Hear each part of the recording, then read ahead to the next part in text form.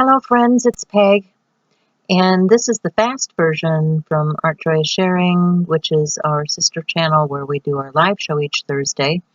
And today I was playing around with a number of different things, so, check the description box. It's probably time-stamped or got information in there from the transcript so that you can see what you want to see.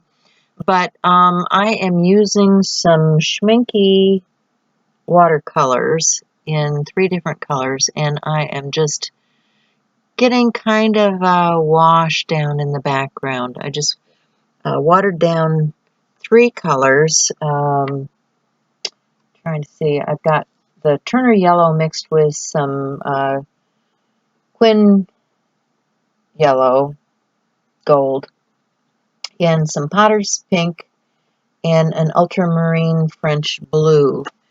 And I'm just going to put those down and set this piece aside.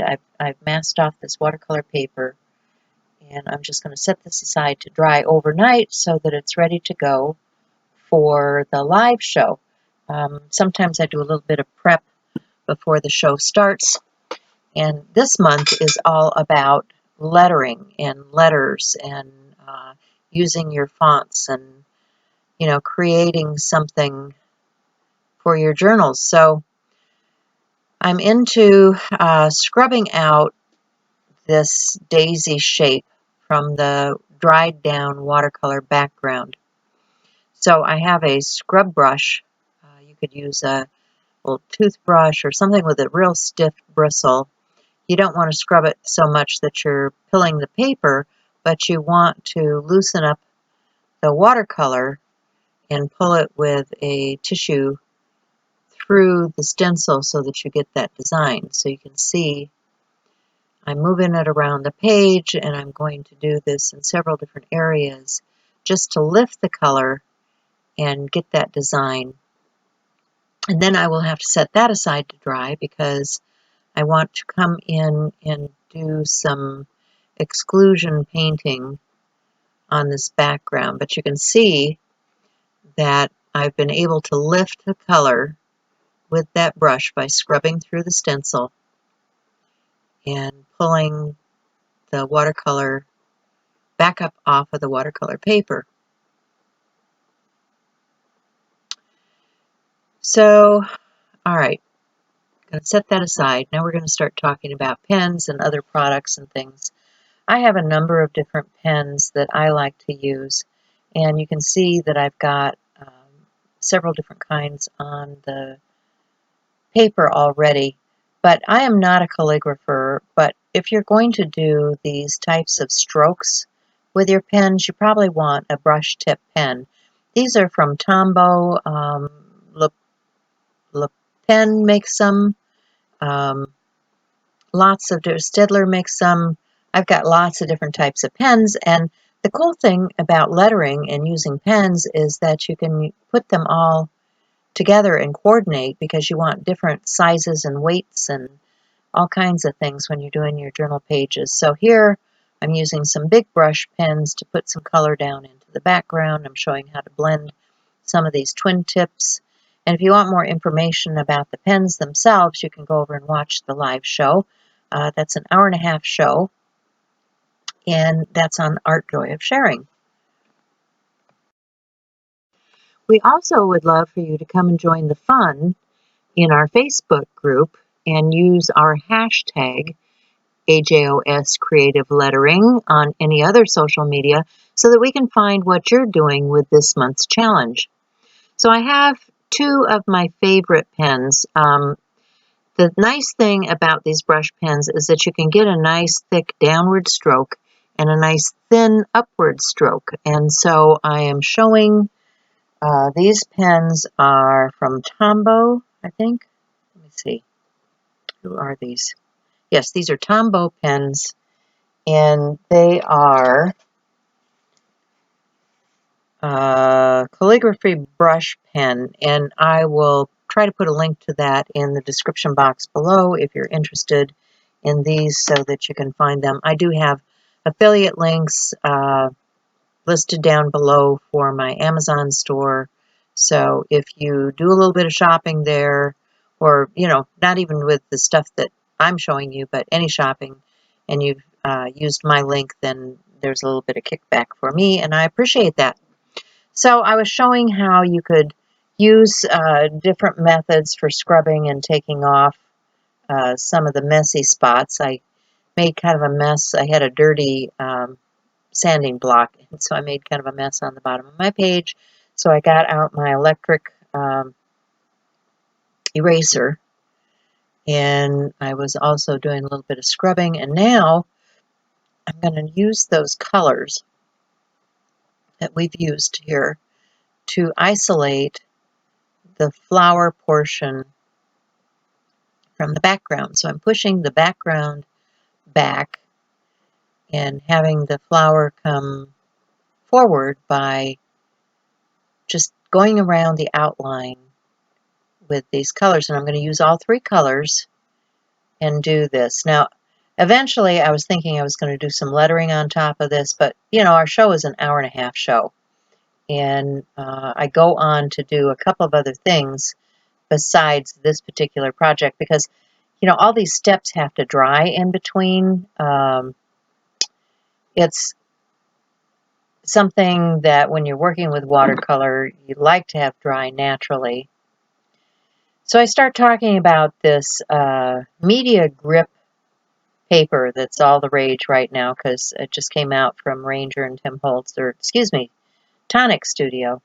And so I'm showing how it will grip my ink pad, how it's gripping my paper. I still need to put a finger down on the paper to hold it in place, but I don't have to, you know, really get on it too badly to hold it in place. But, you know, if you're interested in something like this, you know, there are other methods of doing this. I happened to see this. I decided I wanted to give it a try. I have some other appliances that I bought to hold my ink pads, and they were quite costly. And I thought, you know, as far as holding the ink pad, I think that's pretty good stuff for that. I don't think I'm going to like it for using embossing powders and that sort of thing because it's sticky, and those things are going to stick to it. So I'm showing my glass mat. Tim uses a black one. I prefer a white glass mat just so that I can see the colors and I can see what's on there and I can clean it better. But this white mat is the tonic white mat. And so I'm showing what I was using before I got this sticky stuff, which was the Sizzix double stick paper. The advantage of using this one is you can actually heat on it, where that other, the glue would get hot and it would stick to the back of your paper. So it was not something that you could use with heat. So as you can see, you can put this out in the middle of your stamping platform and stamp with it, and you don't have to have something to hold it down. And if you're doing a whole big background all at once, that's kind of a good thing because then you don't have to have a magnet in the way or anything else. But I will definitely put a piece of that in each one of my stamp platforms, and I will probably keep a couple of pieces to hold my ink pads with.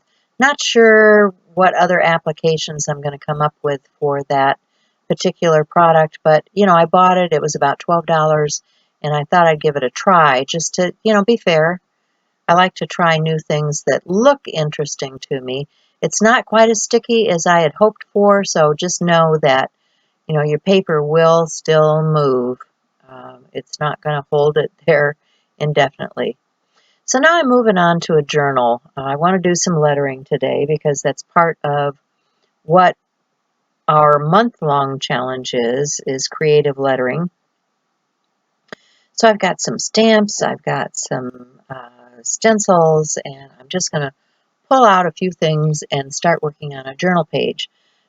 This is my April showers journal page start. Okay, so I am going to use some washi tape and some stencils, and these stencils are from Carla McCants. She is What If NC.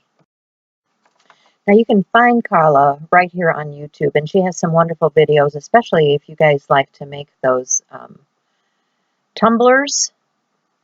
And I don't know if she has anything on her stencils yet, but if you want to find her stencils, go over to Etsy and look for What If NC, and you will find all of her stencils. Plus, she has stencils there that are from other designers, like you'll see Messy Table Studio was in the chat today. Well, she is Vicky, and Vicky designs stencils for Carla's website also. I think she has some on her own, which is Messy Table Studio. And she makes wonderful books, so check out what she has. So, yeah, nothing like advertising for my friends, right? I do, because I really love what they do, and I appreciate them sharing their talents with me so that I can use them in my artwork. So this sunflower is just making me happy. You know, the theme right now seems to be the Ukraine, and the sunflower is their flower. And so how appropriate for April to have the sunflower and the blue April shower raindrops on this page, and to honor the Ukrainians that are going through so much right now. So I'm just going to take my pen and go around the sunflower. I want to add my own hand to that stenciled image, and I'm going to add some color to those stamped images. These are Jelly Roll pens, and I'm just blending that out with a water brush and moving the ink around a little bit. And we'll keep moving with this page.